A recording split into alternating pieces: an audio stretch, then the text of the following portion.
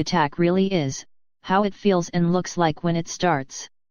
Others, however, will define their panic attacks differently to mine, yet we all experience it similarly. I just hope so far while sharing this, that it's not confusing to any of you that is reading my book and that you have a better understanding of what it's all about. Now, in this part I want to share the symptoms of a panic attack. Remember, you're still running in your race, running around the track. The classic signs of a panic attack are as follows. Irregular heartbeat. This is when your heart tends to beat faster, louder, and out of rhythm. It will also have to pump like crazy, more blood around your body where it's needed most. This will differ from one person to another that's experiencing the panic attack.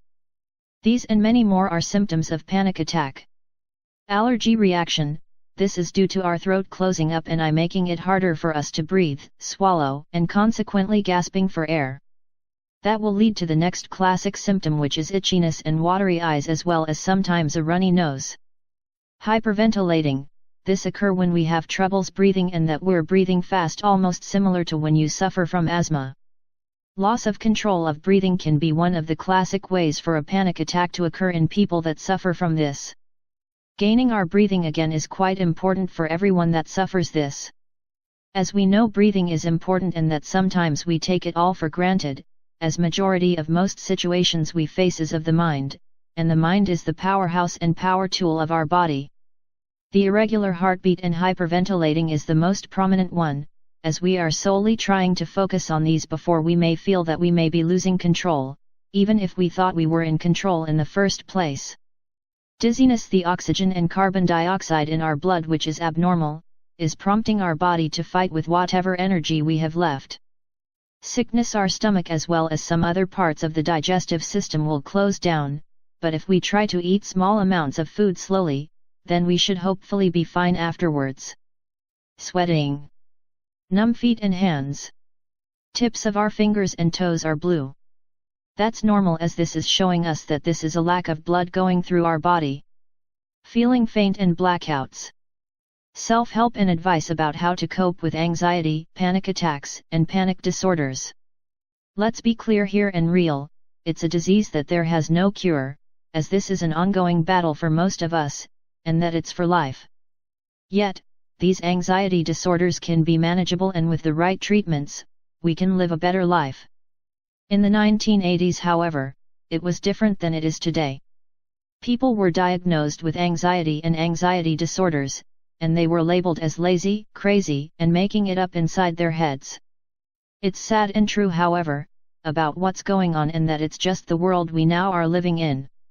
Sometimes, even our families and friends may think this about us. Yet, they can sometimes be the cruelest and cold-hearted people around. Panic and anxiety isn't based on our intelligence. It has been known now that people with high IQs are the ones that are likely to suffer more from it, as they're the ones that'll overthink and overanalyze everything. I thought to myself as I sit and write this, as well as openly sharing my life experiences with all these conditions that I suffered for most of my life, I hope that you won't have to go through as much as I did almost every single day and moment. I don't also wish this upon any of my worst enemies.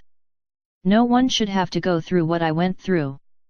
This is the story of my life and journey, it's what I have opened up to you in my life. Anxiety is a sad fact of the matter, does run in the family. Being able to cope and manage our anxiety is crucial and important for all of us. So, for anyone that suffers this just like me, just be there for them, be compassionate, patient, understand or try to be in their shoes, empathetic, never judge or criticize them, never tell them to get over the anxiety they're going through, as this will make it worse, and be supportive. We're not alone, however there are a lot of people out there that do suffer from anxiety, and that no matter what, they need us as their support and more. Yet, it's a sad world we live in today. Majority of the time, no one really wants to know you once you share your stories, experiences, and majority of the time, they're there for the good and not the bad. We have to face most situations on our own. This is a true testament for me, it's what I've been through. I have done it on my own alongside with the support and love from my parents and more. There'll appear to be people who would understand what we're going through. Finding the right people and support network, and to know that you're not alone can be a weight off our shoulders. It makes lighter for us, so that we can live and breathe again. I understand what you go through, as I have endured most of this in my life. You should be able to find someone in whom you can trust and talk to and be real about what's really going on in your life, no matter what it is, big or small. It is your reality and your life that you are creating your story and legacy. Look after yourself, and it is okay once in a while to be selfish. Don't neglect your needs every time just for the sake of looking after others, if they're not going to reciprocate towards you after giving everything to them. Stay strong and positive, fight the fight, and be sure about what to fight and when to fight. The choices we make start with us and end with us. Treatments or therapies to help with anxiety, panic attacks and panic disorders. There are a lot of treatments and therapies for people who suffer from anxiety and all these other classic diagnoses. Yet, it's about choosing the right one that will work for us and stick with it. I may not have all the answers under the sun to give you, but I'm here to help any of you for support if needed. But it's your choice about what you want to do with these tips and advice I'm sharing with you. Let's be real, your lifestyle is unhealthy and stressful. So take time out for yourself, at least 15-30 minutes of your day to do something for yourself.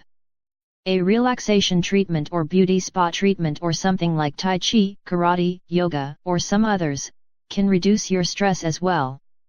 Ask yourself these questions also. Do you make time for yourself when you need time out and retreat to somewhere that could be fun and relaxing for you? Are you getting the emotional support you need? Are you taking care of your mind, spirit, and body? Are you overloaded with responsibilities? Do you ask for help when you sometimes need it? Challenge your negative thoughts by getting rid of them. Write down everything that's going on that's causing you to worry and stressing you. Like writing it in a journal or even video blogging them. Turn these negatives into some positives. Create an anxiety period. What I mean is the time when you can give yourself at least 5 to 10 minutes out of your day to think about it and see if you can correct anything that went wrong. Whenever the anxious thoughts come, write them down and cancel the thoughts by either releasing them with a balloon tied with all of them, or in a bottle, or better still to burn them later on when you're ready to face the problems that occurred in your day. Accept any uncertainty, accept some things that didn't work for you, and focus on the present. Tell yourself that you can do better, and that no matter what the problem was that caused you to have that anxious thought or negative thought, you can rise above it. Take care of yourself. Practice some relaxation techniques as said above, like yoga, meditation, deep breathing techniques. If a panic attack comes, have a paper bag and breathe through this, and do it nice and slowly and count to 10. Another tip here for this is when a panic attack comes, hold your breath and hum for a few seconds and breathe out. Eat healthy foods at the right times. Reduce the alcohol and nicotine. Exercise regularly. Get enough sleep, as in making sure that you sleep at the right time of the night and that you have 7 to 8 hours of rest. Hiding or hidden under the mask. There have been so many diagnoses clinically hidden with AS for people that are misdiagnosed and may find a diagnosis later on in life. I was at the tender age of 11 years old where they clinically misdiagnosed me with AD/ADHD.